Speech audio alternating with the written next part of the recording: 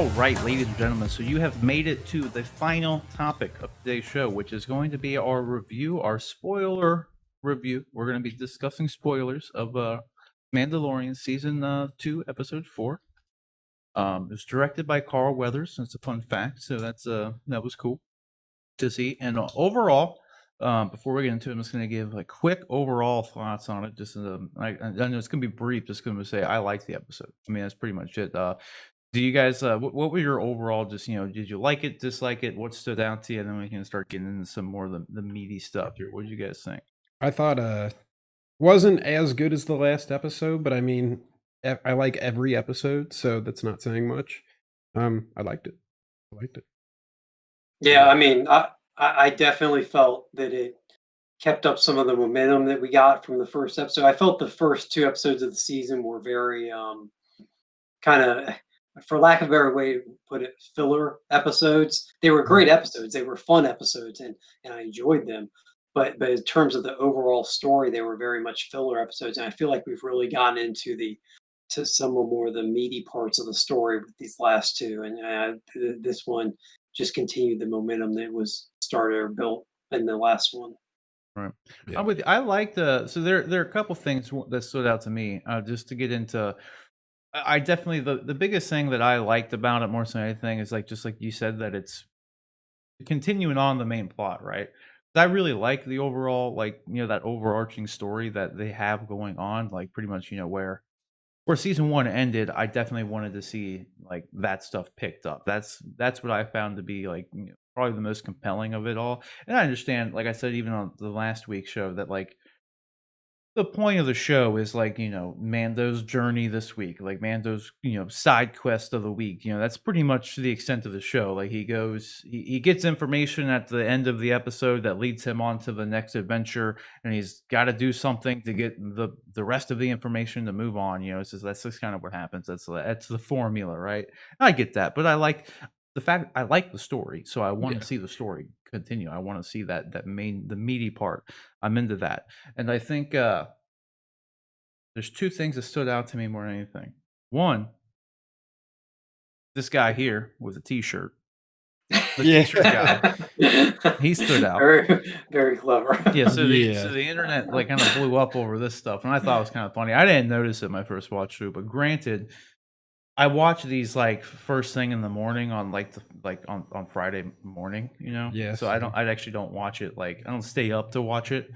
So I'm always, maybe I'm not on my A game, and I'm like I got stuff going on my other screen, so I'm just kind of sitting here like whatever. And then a lot of times I go back and watch it a second time later on in the night. That's what I do. Yeah, depending on how much I liked it or when I wanted to see more, or if something comes up to where there's a guy in a t-shirt that was on frame, like I'll go back and watch it and see, you know what I mean? I wouldn't have caught that even probably the second time I watched it. No, that's not. Sometimes I can pick up on that kind of stuff, but there's a lot of times where like it's not what I'm looking for. Like, so I give kudos to anybody who like actually like tries to seek these things out, because I don't have the attention span sometimes. As with all Star Wars stuff, he'll probably end up getting his own Wikipedia page and whole backstory and stuff. Yeah, right. And, so, I mean, probably not. No, I wouldn't be surprised though if they just have ILM go in and like pull this, because you wouldn't even have to go in and digitally remove them. Like on this frame, all you have to do, because this is just a quick frame, this is all you got to do is like, there you go. Yeah, right. That's it. He's gone now. Like you don't need Carl Weathers. Is like you don't need the whole thing there to get what's going on. There you go. That one frame, just remove it. It's fixed. So I could totally see him doing that at some point, but at the same time, I don't know. It's almost kind of funny that it's there, right? But anyway, what I thought was there were some kind of revelations though in this episode. I will say though, and one being we kind of know, we have a better idea of what they wanted the child for, right? What they wanted Baby Yoda for. They explained that a lot better. And even them now, even Lucasfilm now, they refuse to say the word midichlorian. Like right. they refer to the M count. So which like I don't know. I thought that was the first thing I noticed was like, you guys won't even fucking say it now. Yeah, right. But it's I can understand why they have it in there, because kind of, even if you look back on the prequels, it is an easy kind of, albeit kind of lazy, but plot device to just kind of have, just the midi-chlorian count, right? Yeah. Like it's an easy, albeit lazy plot device you can have, but it does fit with this. So obviously we have some indication on what they were trying to do with that.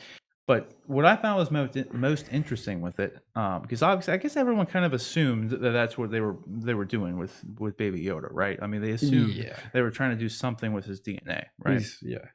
But I mean, we got these Bacta tanks in here, right? And this sets everything up, like timeline wise, to where the Empire would be in the Snoke clone time frame. Yeah, like preparing it. Yeah, Yeah. getting it. So, and what I found was interesting with this though was that would mean Palpatine has been recovered at this point. Like, because like Palpatine himself said that he was Snoke in The Last Skywalker, right? Like he was behind Snoke. Yeah. So you can't have you can't have Snoke without Palpatine. So if this is to be Snoke clones, that's interesting. Like, and it would make sense that they're trying to use his blood to create a powerful, being with a high M count. Exactly, them M counts, dude. You gotta get the M counts.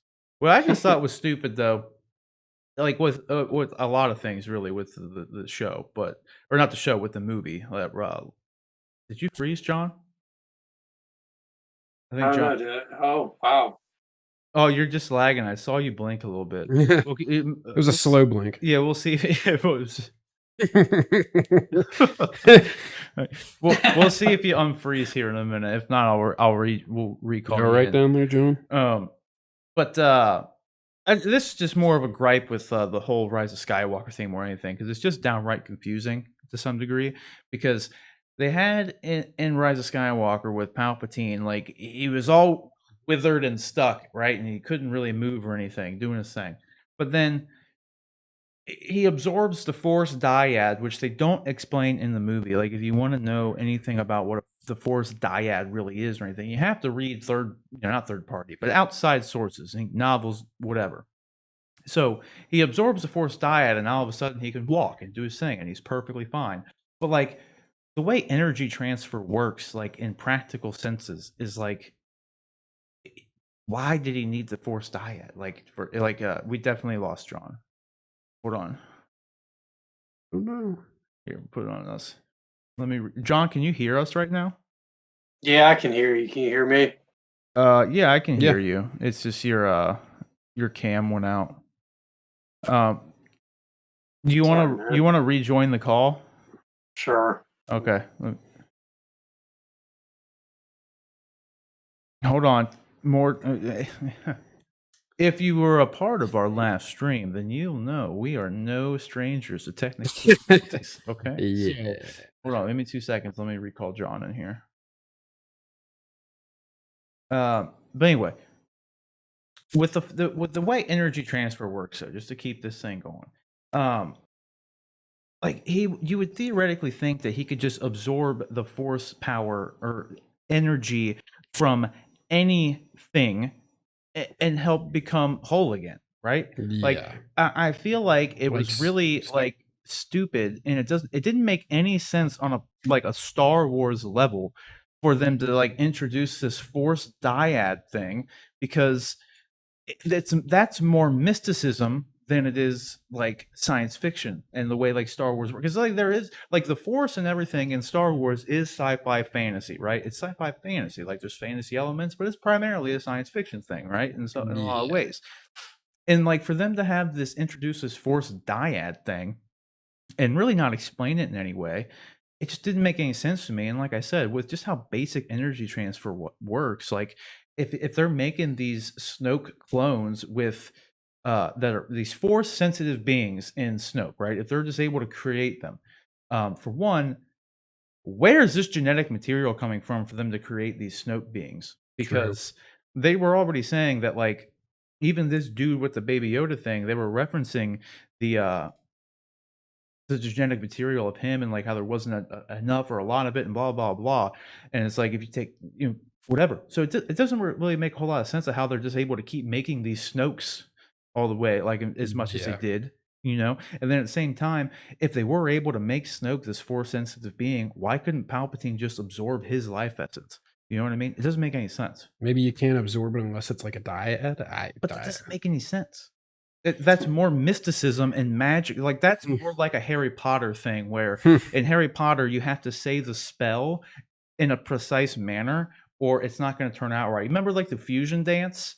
Yeah. If they got their fingers wrong or their power levels weren't right, they turned into like the fat fusion one. It wasn't a perfect fusion. Yeah. That's the kind of thing. Like that's not how Star Wars works, and that's not how energy transfer works. Albeit this is like force energy absorption, so it's like already a fake thing.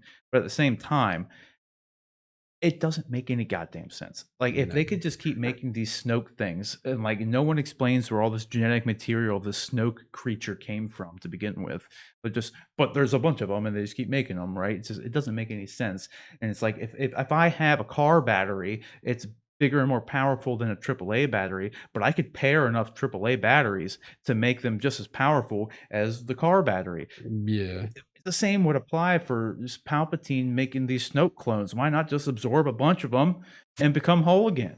It's just stupid. I don't know. That's just what I thought of when I don't know why, but this put it in more context for me of just like how stupid Rise of Skywalker was. Oh gosh. I watched it I don't know why. a it week or made two me- ago. I and was it just like, God. yeah. I've still only watched it the one time, and that's It doesn't get better the second time, I'll tell you. That's why I haven't gone back and watched it. I don't know. But anyway, at least as far as like so that's I don't know if it's a good thing or a bad thing. It's interesting, I guess I would say, that they're including this because I mean I have no other ideas of what this would actually be, right? This has to be Snoke trials, right? Like what else? I mean, Yeah. I mean, that's yeah. what it looks like. it's what it looks like in the timeline fits. And what else would it be? Like, so I don't know. It's cool that they're doing it, I guess, but also Rise of Skywalker is my least favorite Star Wars anything, so it's also like, Even worse than The Last Jedi? eh. Yeah, it's way worse than The Last Jedi. It is triumphantly worse than The Last Jedi. There's nothing good about Rise of Skywalker at all. Force Awakens was Like, was dude, it's decent, not good. but yeah. Last Jedi was fine. It The wasn't holdover good. maneuver. You cut out the whole Canto bite stuff. That was It's stupid. fine. God. Like, I didn't like it, but like Rise of Skywalker, I never walked out of a movie just being like, That's how so- Last Jedi was for me. Last Jedi did not have the same effect on me, right? And when I walked out of Last Jedi, I was literally like, do I like Star Wars anymore? Like, Yeah, I was I'm questioning right everything. I'm right there with you. No, I was like, what? glad, John. I think we're in the wrong movie. That wasn't Luke Skywalker. We're Luke No, Skywalker. yeah. here's the thing. With Last Jedi, I didn't like it, but it's nowhere near as disappointing and stupid as Rise of Skywalker was. Rise of Skywalker, I thought, was like them trying to grasp at so many straws and throw so much BS on the screen that makes no coherent sense. Just throwing shit in there. Yeah. Yeah, And it I- just to try to story- make people I- happy. I will grant you that the structure and plot wise, Rise of Skywalker is just it's not Shit well show. done. But I also feel like I think I give Rise of Skywalker somewhat of a pass. I don't give it a complete pass. I don't think it's a great Star Wars movie or even a really good one. I think it's an okay Star Wars movie, but I give it sort of a pass because I feel like they had so much course correcting to do from where The Last Jedi left off. I mean, they had to try and find a way to redeem the idea of Luke Skywalker in some fashion rather than leave him as this grumpy old hermit that for some reason attacked one of his students, and I'm going to go off on a tangent here, but since we're talking about it, I read they released a prequel comic called the Rise of Kylo Ren, I saw that. that was supposed to take place or give the backstory on Kylo Ren, and that the Knights of Ren were one of the concepts from The Force Awakens. I thought was pretty cool. I was like, oh wow, here we go. Here's Kylo has these followers who he's, kind of corrupted to the dark side to follow him. I thought this is a cool idea. This is this idea that, he left Luke Skywalker's school. He decimated the Skywalker school and kind of started his own dark side version of it.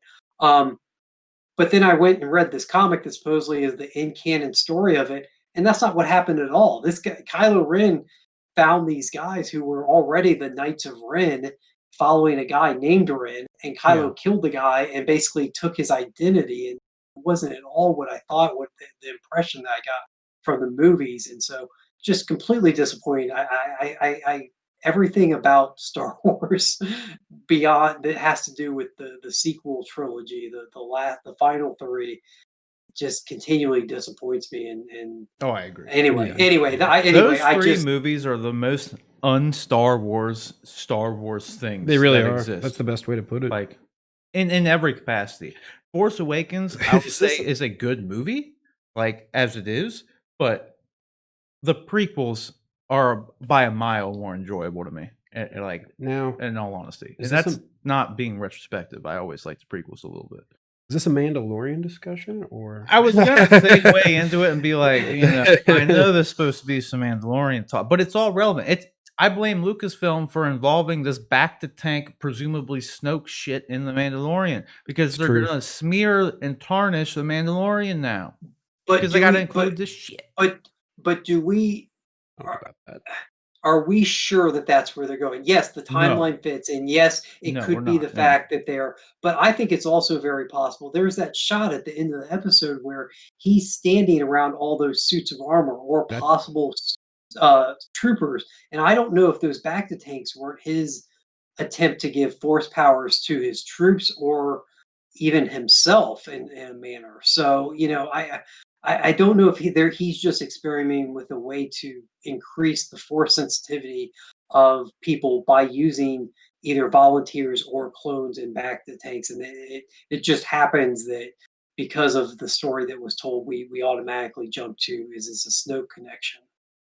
I mean, it's very possible that like their end goal is just to see. Here's the thing. Timeline wise, it just fits, and we know that Snoke Yeah. was a clone, a force sensitive clone. So at this point in time, based on the information that we have in Star Wars lore and canon right now, is that at least as far as I'm aware, Snoke was the first successful force sensitive clone. Then why did they Do you keep know of any other working on ones? him in Rise of Skywalker? Like, why didn't they just like shut that operation down? I don't know. Another story, but I don't know.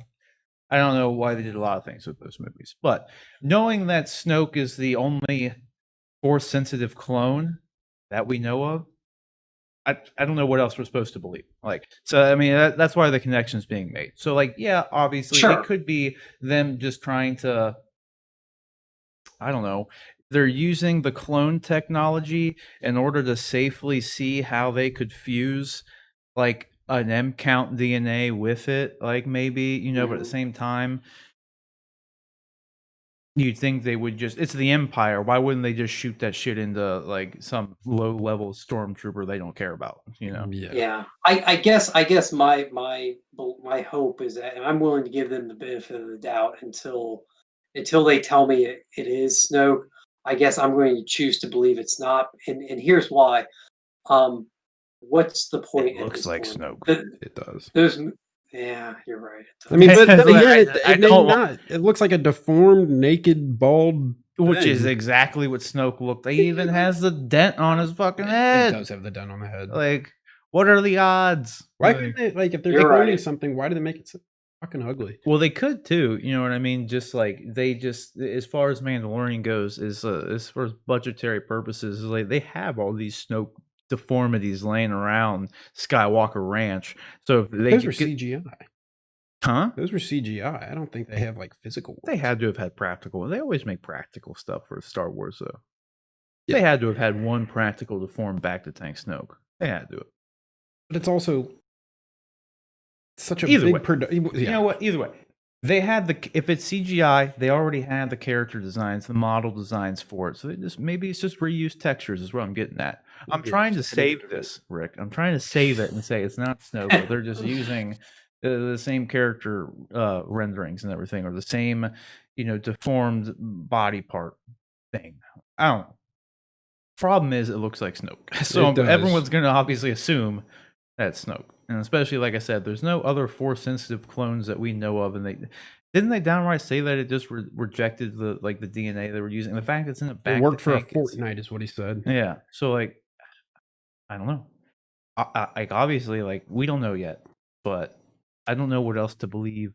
So I don't know what to believe anymore. yeah, I want to believe in general, but I don't know if I'm gonna believe in that. That's what I don't know.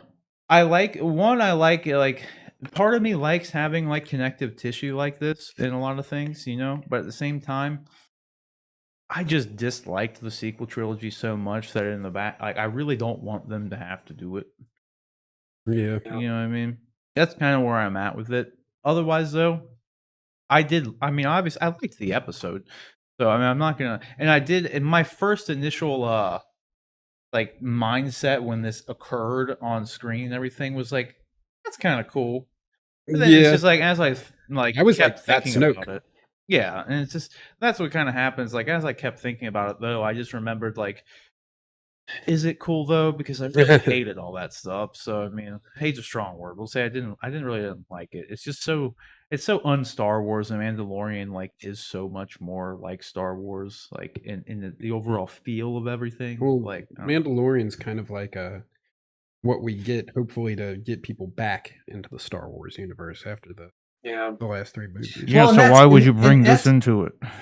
that's kind of well, that's kind of what I was getting at is, the sequel trilogy is done and over with. It for good or bad. It's I understand last year they had Baby Yoda heal Carl Weathers' character to set the precedent for what was going to happen in the Rise of Skywalker with Mhm. Right. Rey healing Kylo, but that was specifically done because they knew what was coming up in the movies and they were setting that precedent.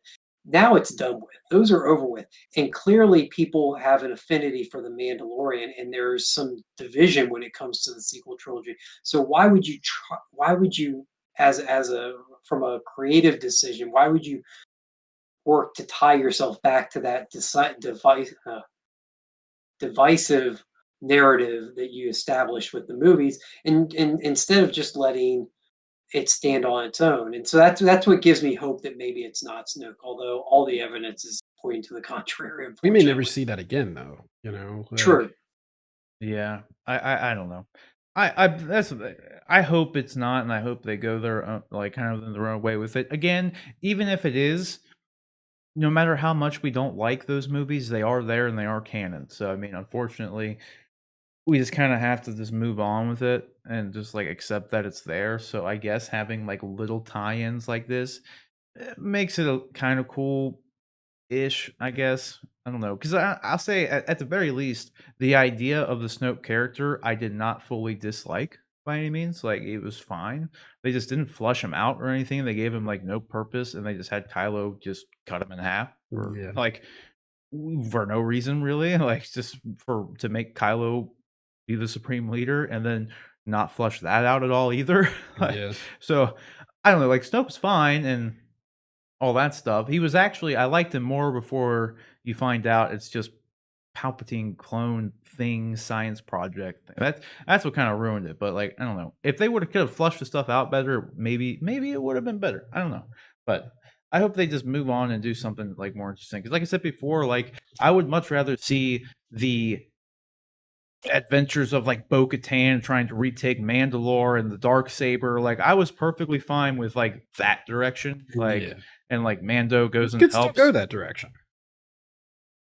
Yeah, but now they're involving like the Empire doing like this stuff and like I don't know. They could have came up with a million other reasons for them to want Baby Yoda. You know what I mean? They could have had it to where they Palpatine just wanted to wanted eat to him. harness his DNA and do something. But like if we find out that they were trying to like use his DNA just to make Snoke, I feel like it kind of weakens everything in my just to me because of how disappointed I was in the sequel trilogy. You know what I mean? Like Yeah. connecting it to the sequel trilogy hurts the show more than helps the show in this situation. I hope as the In my seasons opinion. go on, it's not like Game of Thrones where it gets like worse and worse. I don't think it will be, but I like Game of Thrones. Dude. I know, but like That's it good started shit. off really strongly, and by like they just like rushed season 8 so much, and like I just hope they don't end up doing that with the Mandalorian. Yeah, I hope they stick the landing. But I think hey, they will. I don't have so hope in them sticking landings after Rise of Skywalker. well, my favorite part of the entire episode though was the Razor Crest scene at the very end. Not only was it a really Popping cool off. ship battle, but come on, Baby Yo with his hands up going, Yeah. "Woo," Right, yeah. like a he's roller riding a coaster. roller. That was So funny. good, That was so good. awesome. Yeah, He's a good pilot. and then of course he throws up at the end, which is a nice funny capper. Well, then Funny little joke. Rick made a good point too. Is like the Carl Weathers is repairman, dude. That- Like That there was one some guy great- is the guy. Yeah, like that's where you go. Like you go to the outer rim sure. apparently for that mechanic. Well, no, That's they why said you're that there. they had an informant, and then right when they drop the ship off, this guy sees Mando with the child. They zoom in on that one dude's face with like some looming music playing in the background for a split I second. didn't like that they did that. Well, Like that's because he's the informant. I know. I would imagine. no, they proved else? it was the informant at the end. They showed Oh, like yeah. the alien dude. That Yeah. she called the Imperial officer. Then the Imperial officer went in and started talking to the dude Moff Gideon. Moff Gideon. Yeah. Yeah. So like that's what I didn't like them doing. I didn't need that obvious of a goddamn tell. Like you could have just had the next scene or that scene at the end just of that thing calling the Imperial officer without zooming in, because I knew immediately after that I was like, well, they're just gonna tell the Empire that he's there. Like, it's why are we doing this? Yeah. Like, Yeah, I'm not an they should- idiot. Like, you don't need to hold the hand of the audience like that. Like, it's kind of annoying.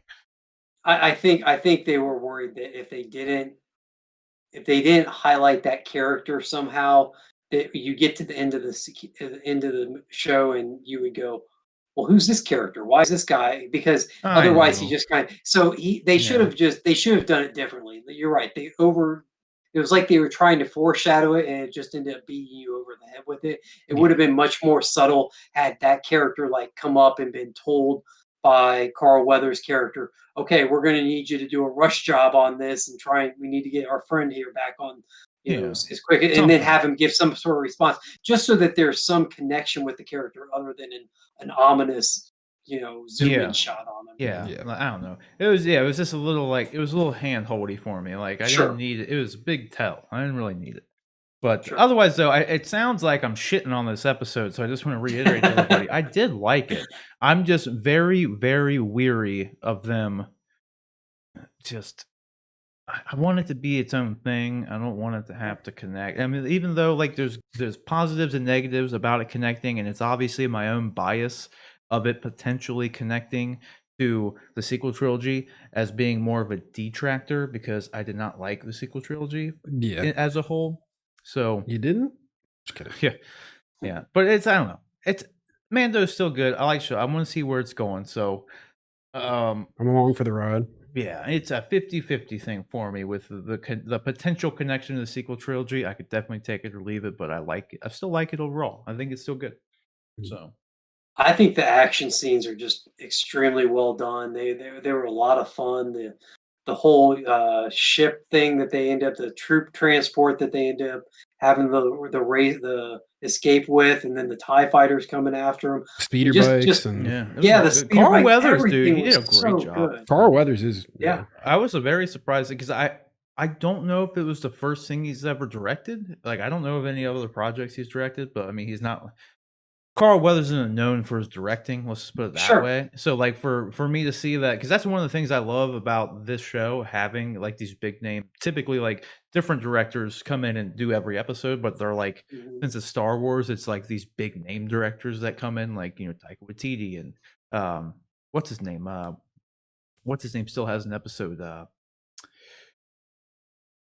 He did like the Grindhouse movie. Robert Rodriguez still. We haven't seen his episode yet. You know what I mean? Like Bryce there's, Dallas Howard's done. Yeah, like Bryce Dallas Howard. Yeah. Well, she made her debut on the first season. That's what I'm saying. Like, but you have these other actors or these other directors come in who like are these big. It's Star Wars, so everybody wants to come in and do it. Everybody wants a slice of the pie. Yeah, I like waiting until the end and just seeing like, okay, who directed this one? Like, you know what I mean? Like, who did that? And like, I don't know. I find that to be like always an exciting thing. I don't know why it's stupid, but I appreciate it. And when I saw Carl Weathers' name pop up as a director, I was like, well, goddamn, Carl, you did a great job. This was like good. Hell Like the yeah. action was good. Like everything was good. The only thing I thought was kind of stupid as far as the direction kind of went is when they dropped Baby Yoda off at the class, they don't even explain anything. Yeah. Like he just walks in, puts the kid in the chair, and walks out. Set that's like so that's it. Rare and valuable. He's just like, no, you stay here. Yeah, doesn't like whisper anything to the protocol droid. Doesn't tell anybody to like watch him. Like just he'll be fine here. I promise. Yeah, like, yeah. That's it. Like it's like Marshall Cara Dune. I said Carol Dune. Marshall Cara Dune said it's cool. So must be cool. Whatever. No, you guys got any closing thoughts on it though? Oh, remember I made the one good point about those cookies. I told Rick, do you think those cookies were like blue milk cookies? Oh yeah, because they're blue cookies. Yeah. Oh yeah. I was like, those had to be like blue milk, right? Like in some way, like a blue milk cookie. Well, blue milk is from Bantha as well, but are there Banthas on that planet, Navarro? There's got to be. There's Tusken Raiders. They import it. They import it if it's not. Yeah. Oh, like I said, the biggest thing we learned from that episode is like the Outer Rim has the best mechanics. Oh yeah. Like, I mean, 100%. So you got to go a long ways to get to them, but once you're there, they'll much better than the Mon Calamari. Yeah. I'm honestly getting annoyed too about the one thing they keep making people say, like, what is it, Dank Farrik or something? Which is just like the goddamn it like phrase for Dank like Farrik. every time it happens, like I feel like it's really on the nose and like and it's just like I don't know. I don't know why it keeps bothering me. They just keep having. I feel like in every episode they keep having like somebody say it, and I'm just like, it's kind of like what Gretchen stopped trying to make fetch a thing, like quit trying to make it a fucking thing. Like I thought maybe we might get a comment from you this week about the what was it, the walrus guys, the fight that they had where when Cara Dune comes in at the beginning and takes out the guys who have been stealing all the stuff. Yeah. There was a bunch of guys who weren't speaking the general dialect. They all had their own. They had their own unique, and they were subtitles. Which you want to know why? I thought you would say, yeah. It didn't pull me out, so it just, exactly. It was natural. No, I thought, That's why I didn't say anything. I thought you'd be happy about that. I am happy about it. Now you bring it up. How well they had done. Like they must be watching and listening to you. No. Species. That proves my point. Like what you just said, because I didn't even think about it, because that's how it's supposed to be. Like that's it. It didn't pull me out. I didn't have something to complain about because it all made sense. Yeah. So that's a huge positive. Because I can guarantee you, if they would have been talking like this, I'd have brought it up already. I'd have been like, again, opening shot, these alien things just sound like Jerry from Starbucks or whatever. Like, funny if the Tusken Raiders are just like, hey, what's going on? It's just stupid for them to do that. So that's great that they did. No, I was happy to see that. But so what do you think's going on with the Cara Dune character? Are they trying to set up a way for her to be more involved in the show? Because there was that whole segment at the end that seemed they spent more time than I would have expected on with the rebel or the I guess it's not the New Republic officer there investigating the destroyed Imperial base, and he ends up having quite a lengthy conversation. We even get a little bit of her backstory that she's from Alderaan originally, which and he leaves the badge. Very interesting. He leaves the badge for her, yeah. So. Do you think we're setting up something else for her? I think that could go really one of two ways. One, it's something that could be set up for her to continue on like her own like thing, or a very easy way to write her out. She goes on to be, a New Republic officer, and we never see her again.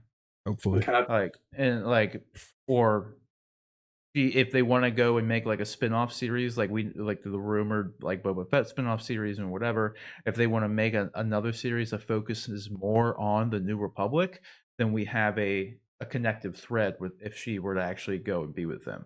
Maybe not make it like her show. I don't think she's a good enough actress, no offense to her, to like carry her own show. And not that really compelling of a character, but she's a great for what she does in this show, like being a little side character, whatever. She has a nice little backstory. You have her as like a nice side character in an ensemble cast of a show that focuses more on the New Republic, because it's kind of cool, like you said, with that guy. It's the same X-wing pilot that was in the Episode 2. Yeah, episode 2. He was there again investigating this, and like this dude gets around because now all of a sudden he's in the Outer Rim with this place on Navarro, and so I mean, I could see him doing something like that because it would like a show about the New Republic and kind of them trying to like bring order back to the galaxy after the fall of the Empire, like set during the same time period and everything, would be kind of cool. Like you could have a lot to do with that because it would be a very nice juxtaposition to the Rebel show we're getting with Cassian Andor, because we'll have that show fleshing out more of the rebels and like what the kind of down and dirty stuff they have to do. And then if you have this other show with like a New Republic thing, it's just like a yin and yang. You get to see what they're like post Empire and then what they're like pre Empire. It'd be, I don't know, it'd be a nice juxtaposition. So I don't know, to answer your question, I don't know, but those are the two ways I could see them going with it. I don't know. I don't really know if anything else would go with it. It definitely felt like they were saying it more or something with her character, because they Yeah. spent more screen time on that than I would have expected. I Mhm. could have seen a quick conversation with them just to give her some depth and backstory where he comments about Alderaan, but the whole trying to convince her and then leaving that badge felt like there was more of that scene than just a simple character development Right. or character backstory, I guess, moment. Yeah, I'm interested to see which way they go with it. I Yeah. don't know. Obviously, like you said, like it's they lingered on it like they lingered on the tell, like the informant, pretty long time. It's like they're trying to be a little on the nose with something with it. So, but I feel like it was coy enough to where, I mean, they could just, there's so many different ways they could go with it. I don't know. Yeah. True. You got anything else, Rick? No, I think we covered it. We're halfway through, so maybe I'm hoping It's we gone get some, quick. Yeah, I'm hoping we get some Darksaber stuff soon. That's really just, I'm still looking forward to that. I want to see some more. Some Ahsoka. Ahsoka should be coming. That's up right. soon. Yeah, because they kind of set everything up now because the tracker's on a ship. So I mean, they could go. They could always have something set up though too. They tracked his ship. Now he can go see Ahsoka. So Ahsoka might be in the next episode. The Imperials are tracking him now. Maybe this puts Ahsoka in a situation where she gets captured and they can take her for her M count or something. Maybe she sacrifices herself for Baby Yo at this point, and then they're able to use her DNA for the M count stuff. And maybe they just forget about Baby Yo and then Mando and can go be daddy with the little dude, just leave. Raising Mandalorian Yoda. Maybe do something like that. Who knows? I don't know. That's all I got though. Yep. You got anything else? All right. We've covered everything. All right. Well, questions, guys. What did you think about The Mandalorian? Are you pessimistic like me in the sense that you're not?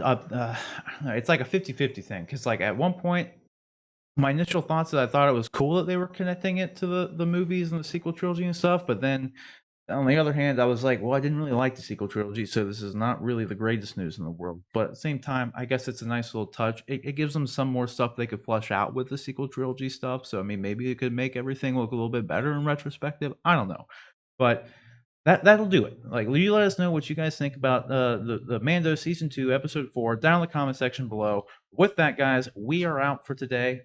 Be sure to like, comment, subscribe, all that sorts of fun stuff. Do all that. And Rick, actually first, don't forget, you can submit topics and questions to the show by emailing us at honestanduneducated@gmail.com. That's honestanduneducated@gmail.com. Stay tuned for more live streams on the weekends. I finally got the PS5 working, like I said on the top of the show. Got the stream thing working, so I'm going to be playing some Demon Souls and probably some Spider-Man at some point. World of Warcraft Shadowlands comes out on Monday. We're going to have a lot of stuff popping off. So aside from that, though, as we exit out here, Rick, where can everybody find you online? It's going to be Sir Rick Metz, and that's RIKMETZ. You can follow me on Instagram. All righty. John, how about you, good sir? Over at Twitter, I'm Nightwing_J. All right. And you can follow me simply at Sir Rob Bifo. You can follow me right here on this very YouTube channel by liking and subscribing. So you can do that. Otherwise, though, that'll do it. That'll do it for this day. So stay tuned for, like I said, more live streams, more stuff coming out. So that's it, guys. Appreciate you watching. Take care.